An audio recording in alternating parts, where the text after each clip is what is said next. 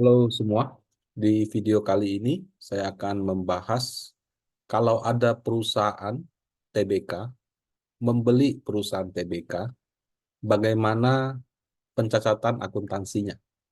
Nah, di sini ada cost method, equity method, consolidation method dengan menggunakan studi kasus Bukalapak yang membeli saham Alobank BBHI dan Goto yang memberi saham Bank Jago atau Arto. Nah, sebagai informasi, ini materi yang saya buat tahun 2022. Saya cuma recycle lagi. Mungkin untuk Bapak Ibu yang mau mempelajari lebih jauh bisa melihat video ini. Nah, jadi waktu saya buat tahun 2022 lalu, itu ada berita seperti ini. Bukalapak cuan gede. Kipas-kipas duit 14,5 T gegara Alobank. Ya. Jadi disebutkan bahwa yang perusahaan Bukalapak itu untung 14,5 T karena investasi di saham Alobank gitu ya. Nah, semua saham yang saya bahas di sini sekali lagi bukan rekomendasi buy, sell atau hold gitu ya. Nah, ini berita cukup lama 2 tahun lalu itu 28 April 2022. Nah, kemudian harga saham ya pada tahun 2022 pada saat berita tersebut mengemuka adalah begini. Eh, di laporan keuangan Q1 2022 itu karena Desember yang lalu dia membeli 2,49 miliar saham Alobank di harga 478. 2,49 miliar dikali 478 itu setara 1,19 T. Nah, kemudian harga saham Alobank di 31 Maret itu 5.775. Untungnya lebih dari 10 kali lipat gitu. Nah, jadi kalau dia satu lembarnya untung 5.000, hampir 5.300 dikali 2,4 miliar, untunglah 13,1 T. Nah, kenapa media bilangnya 14 ya? Mungkin dia pakai harga yang di sini. Tapi per 31 Maret harganya 5.775. Nah, kemudian eh, ditambah lagi dari yang lain-lain ya. Misalnya dia ada penempatan reksadana, dia juga ada beli perusahaan lain, mungkin dari investasi obligasi atau apa. Totalnya itu 15,4 triliun. Itu angkanya bisa dilihat di sini. Ya, jadi di laporan Q1 2022, dia untung 13T dari saham BBHI, untung-untung yang lain gitu ya. Jadi masuk ke laba investasi yang belum dan sudah terrealisasi 15,4 T. Nah, di mana dari 15,4 T ini 85% atau 13 T itu dapat dari si BBHI sendiri gitu. Nah, kalau dia punya dia punya pendapatan yang lain-lain ya hanya 700 miliar gitu. Bebannya sekian. Jadi sebetulnya kalau dikurangi sama biaya bahan umumnya dia masih rugi. Tapi kalau ditambah sama ini untungnya jadi gede sekali gitu loh. Pada waktu itu ya menjadi salah satu alasan kenapa harga sahamnya mendapat kenaikan harga. Nah, kemudian untuk 3 tahun ke depan, apabila tidak ada investasi yang bernilai signifikan atau tidak ada lonjakan pendapatan operasional atau yang mana, maka laporan keuangan Bukalapak itu akan sangat tergantung kepada BBHI. Kenapa? Karena pada waktu Bukalapak bersama dengan CT Corp membeli saham Alobank, itu sudah sepakat untuk di-lock selama 3 tahun. Jadi saham yang dia beli di harga 400-an dan pada tahun 2022 itu harganya sekitar 5 ribuan itu nggak boleh dijual sebelum 3 tahun. Ya. Nah, yang membuat saya penasaran ya, sebetulnya Goto juga punya case yang sama. Dia membeli saham Arto. Bahkan dia beli saham Artonya itu sebelum IPO gitu. Nah, kalau berdasarkan data seperti ini, jadi Goto itu membeli saham Bank Jago senilai 2,25 triliun, yang kalau saya hitung, harga rata-ratanya 1.200. Pada tahun 2022 lalu, harga saham Arto sempat menyentuh 20.000 kalau nggak salah, 15-20 ribu. Jadi juga sama-sama untung untung 10 kali lipat lebih. Bahkan kalau ini kan dia modalnya 1,3 T. Kalau yang tadi kan modalnya cuma berapa ratus miliar gitu. Nah, kenapa laporan keuangan Goto tidak bagus seperti halnya laporan keuangan Bukalapak gitu? Nah, setelah saya pelajari lebih jauh, ini kita lihat ya. Nah, jadi saham Bank Arto pada 31 Maret ya, itu 14.650. 14.650.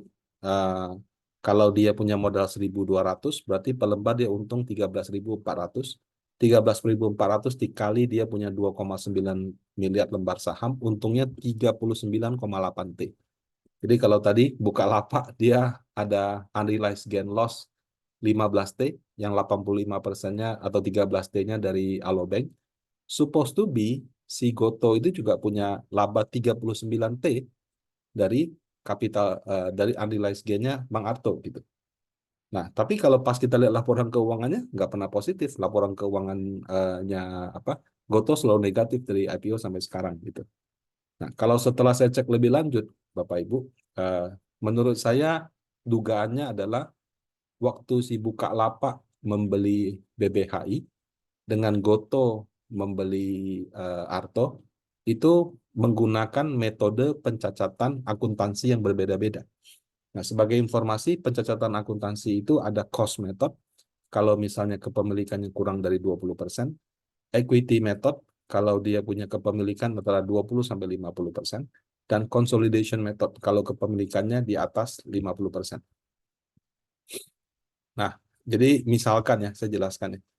Misalkan ada A beli saham B nilainya 100 juta. Harga saham B naik jadi 120 juta.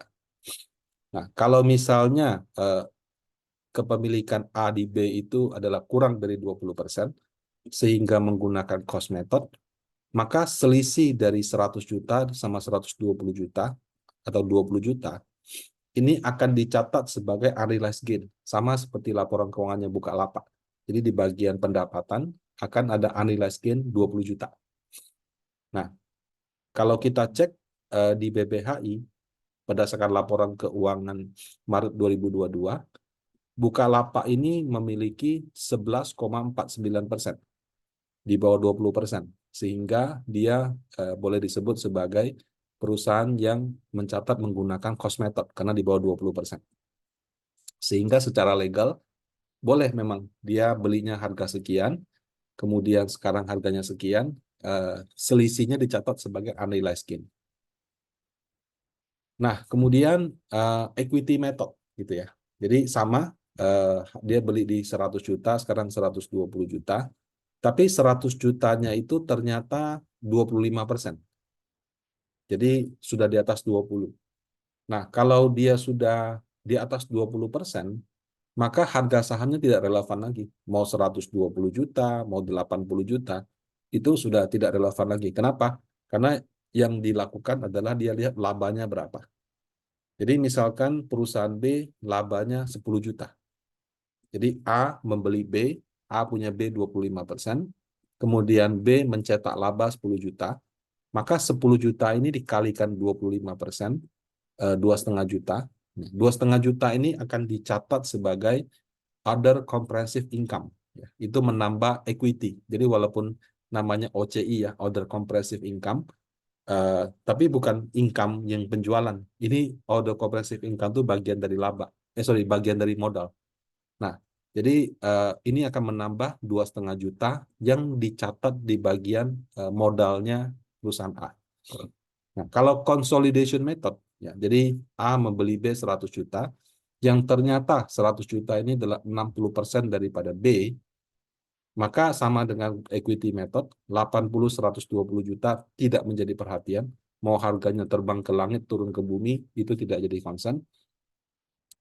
Tapi dia lebih tinggi, lebih detail lagi daripada equity method. Equity method hanya mengalihkan kepemilikannya dengan laba bersih, sementara kalau consolidation method, dia minta laporan keuangan utuh. Asetnya berapa, utangnya berapa, modalnya berapa, labanya berapa. Nah, itu semua akan dikonsolidasi, ya, dikonsolidasi ke laporan keuangan induk. Jadi dia nggak cuma mengakui dia punya laba bersih, tapi asetnya ya diakui di atas, modalnya diakui di atas, hutangnya diakui di atas. Nah, selisih yang bukan punya dia itu baru dicatat sebagai minority interest menjadi pengurang. Ya, ini detail akuntansi sih. Ya, jadi kalau equity dia cuma ngambil labanya dikalikan persentase. Kalau konsolidasi itu sudah digabung ke atas. Ya, jadi laporan keuangan anak itu sama induk dijadikan satu. Terus kalau yang milik bukan persentase non itu nanti dididak di minority interest. Kurang lebih seperti itu. Ya, saya bukan ahli akuntansi ya, tapi itu kira-kiranya aja. Nah, kalau Arto waktu dibeli sama Goto pakai cara apa? Nah, kalau kita lihat di laporan keuangan Arto di 31 Maret 2022, Goto itu membeli menggunakan PT Dompet Karya Anak Bangsa. Dompet Karya Anak Bangsa ini kalau kita lihat di laporan keuangan 99% dimiliki oleh Goto. Nah, jadi Dompet Karya Anak Bangsa konsol ke Gotonya. Nah, si Dompet Karya Anak Bangsa membeli 21% Arto. Artinya sudah di atas 20% sehingga dia menggunakan equity method. Jadi mau saham Arto 20.000, saham Arto 5.000, saham Arto 1.000, itu tidak akan membuat dia punya realized gain loss naik turun. Karena yang dicatat itu dia punya laba bersih berapa, dikalikan 21%, dan itu nanti akan menambah modal daripada si ininya, si PT Goto tersebut, seperti itu.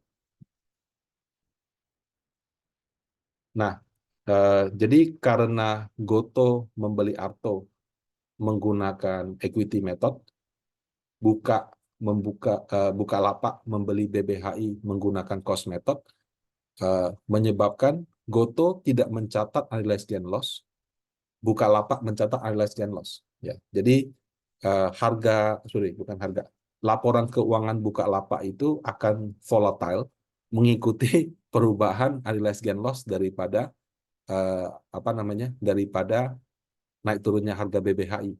Sementara kalau Goto punya unrealized gain loss itu tidak masuk, sehingga mau harga Arto terbang ke langit turun ke bumi itu tidak akan membuat dia punya laporan keuangan naik turun signifikan. Nah, eh, apakah ada positif negatifnya? Nggak ada, Bapak Ibu. Itu hanya urusan pencacatan saja, gitu ya. Karena kalau misalkan kamu beli sahamnya memang di bawah 20%, ya mau gimana? Itu memang harus cost method. Ya. Kalau kamu beli sahamnya di atas 20%, ya harus equity method, itu memang sudah aturan akuntansi. Kalau kamu belinya di atas 50%, ya konsolidasi gitu. Nah, kalau konsolidasi banyak. Kalau kita lihat grup-grup itu biasanya konsolidasi. Kenapa? Karena grupnya itu memiliki anak usaha di atas 50%. Sehingga laporan keuangan induk itu konsol ke atas. Kayak Astra gitu. Astra itu konsolidasi. Kenapa? Karena dia memiliki anak perusahaannya semua di atas 50%, sehingga omset daripada Astra Internasional itu tidak murni dia punya saham, dia punya kinerja penjualan mobil juga, tapi juga ada konsolidasi daripada anak-anak usahanya. Ya, tapi bisa dicek ya apakah itu. Tapi setahu saya harusnya begitu. Nah, kalau mau lebih detail, ada lagi goodwill, ada lagi dividen, yang secara akuntansi itu eh, perlu belajar lebih lanjut. Ya. Terus terang saya bukan ahli akuntansi. Bapak Ibu kalau mau tahu lebih lanjut bisa membaca buku tentang akuntansi intermediate yang membahas tentang ini, atau bisa langsung tanya ke akuntan langsung. Gitu. Nah, demikian pembahasan kali ini. Semoga membantu Bapak Ibu memahami kenapa ada saham, ada perusahaan beli perusahaan, tapi pencacatannya berbeda. Nah, demikian semoga bermanfaat. Terima kasih.